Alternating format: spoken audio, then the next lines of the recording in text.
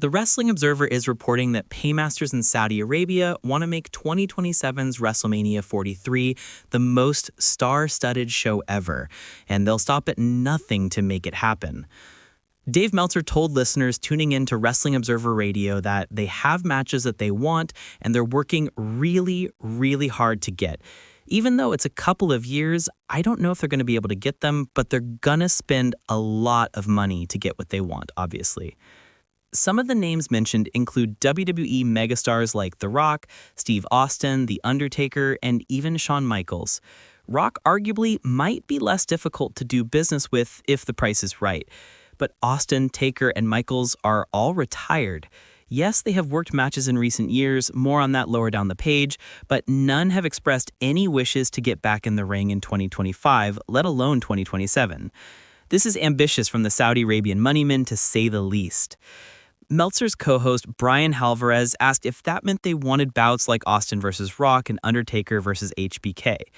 Meltzer replied to say he hasn't heard about any specific matches being pitched this far out, but assumed all of those people will be contacted and the ones who want to do it will be able to. The Saudi organizers won't put up any barriers, put it that way.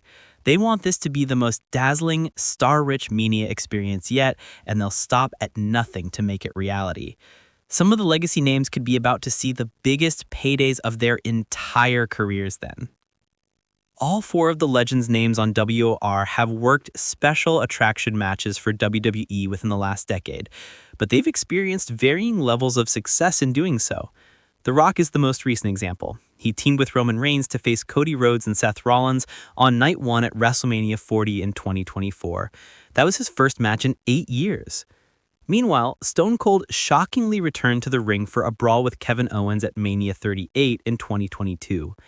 Not many saw that coming because Austin hadn't hauled on his working boots since 2003 versus The Rock at Mania 19 and had expressed hesitance about ever doing so again. However, the match proved to be a rip-roaring success, and there were calls for more Austin goodness immediately afterwards. That has died down somewhat, but his fans argue that Steve could still dish out some stunners and wrestle a few carefully laid out matches.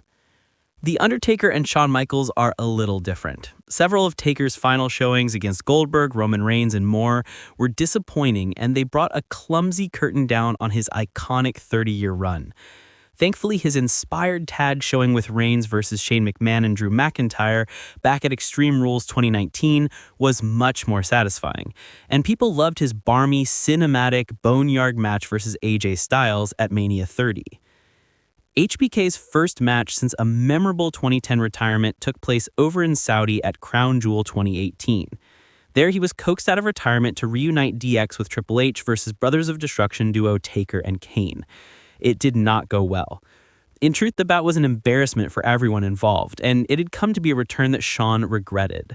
He's since slotted in nicely as a member of WWE management and currently runs the developmental NXT brand. That's a role he's suited to and seems happy with, so it would be a huge surprise if he ever wrestled again. Money talks, though. Will Saudi money convince these legends to step back in the ring? Never say never.